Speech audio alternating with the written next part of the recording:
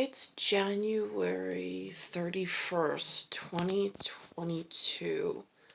I'm watching Channel 7, Eyewitness News. And on, visually as clear as day, on this side it says Rebel. Rebel is the name of the whatever's jacket. And they're in a New Jersey town hall after Ida, asking for housing credits and things and a place to stay. Now, there were several pieces of this clip that I noticed. One is the name Pearl, Pearl, is usually adorned, and then the last name McDougal, I believe, is what it was, but MC, that's indicative of an Irish heritage. But yet the bottom of the screen says that this person, who does not look traditionally like a Pearl McDougal, is applying for whatever. That's the reason why she's there. Then there's a few other names that are from somewhere else. I've never seen or heard the names before, which is not unusual. But what did strike me as concerning was the use of this Pearl McDougal, or Mc something or other, name, because I have heard through the breeze, or in a space between here and there, that some influx of whatever have been known to purposely target certain age brackets and then try to take on that identity, which thoroughly scares me. I don't know anybody who it's happened to that I'm aware of, but then again, I don't keep long relationships, but the thought of the possibility in the grand schematic and possibilities of how New York is functioning with some of the turnover and some of the increase in numbers that are substantial in a short period of time leads one to be concerned, but again, not sure where to address the concern. My Aunt Judy, before she died, was really, really good at these types of things. But of course, she's passed away. So, this is what they're showing on Channel 7. We're going to show you here with Street Spotter 7 just how bad the delays are, because if you go all the way back there, that arrow is pointing you to the Kosciuszko Bridge. That is the end of your delay right now.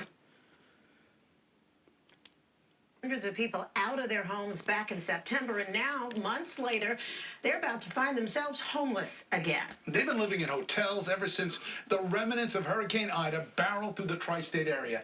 But the federal money paying for those hotels has dried up, leaving many with nowhere to go. Here's Eyewitness News. Okay, so a storm comes in, knocks out their living arrangement, however they're living, wherever they're living here. Some federal government employee comes in, does an assessment. One would hope the federal person would do warrant checks and inspections and so on and so forth before putting up these people in hotels without having to, with some insurance fund of some sort. Through, I believe it's FEMA, F-E-M-A.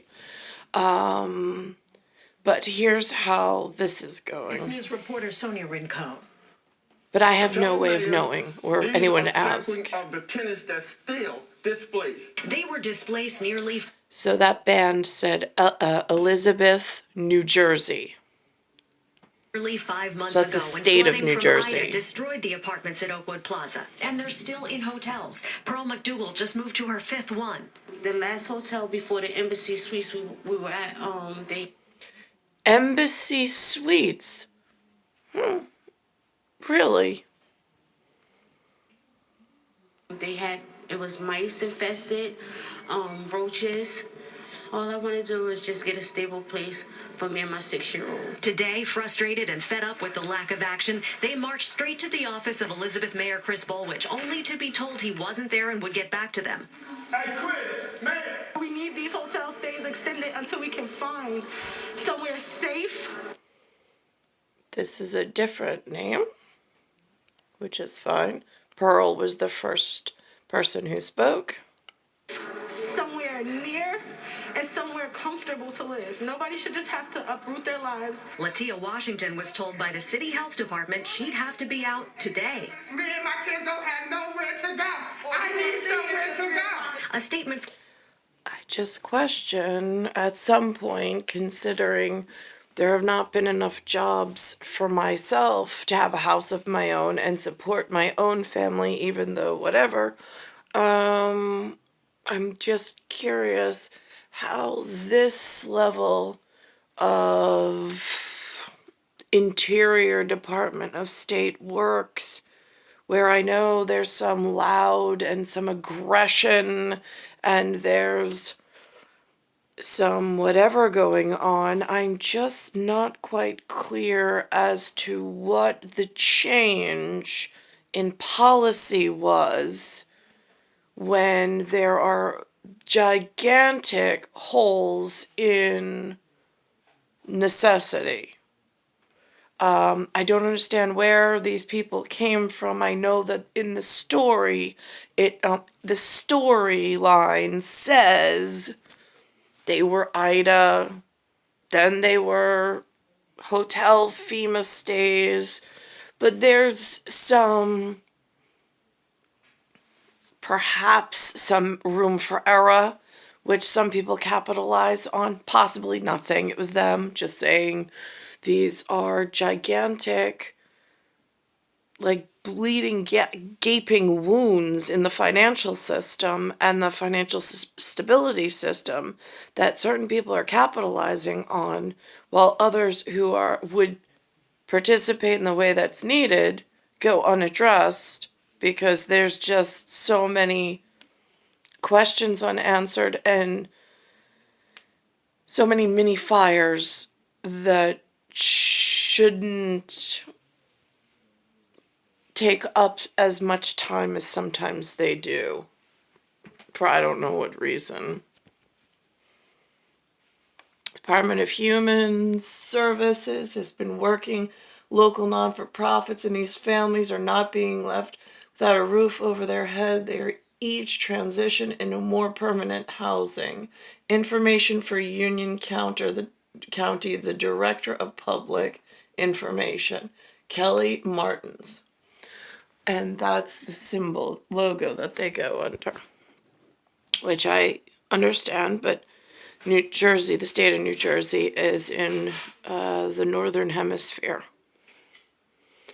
I'm just wondering how many, like, what's the process for vetting and checking that the photo of the identity really matches, so there's no large draining system or leaching that might get others in trouble, since there are resources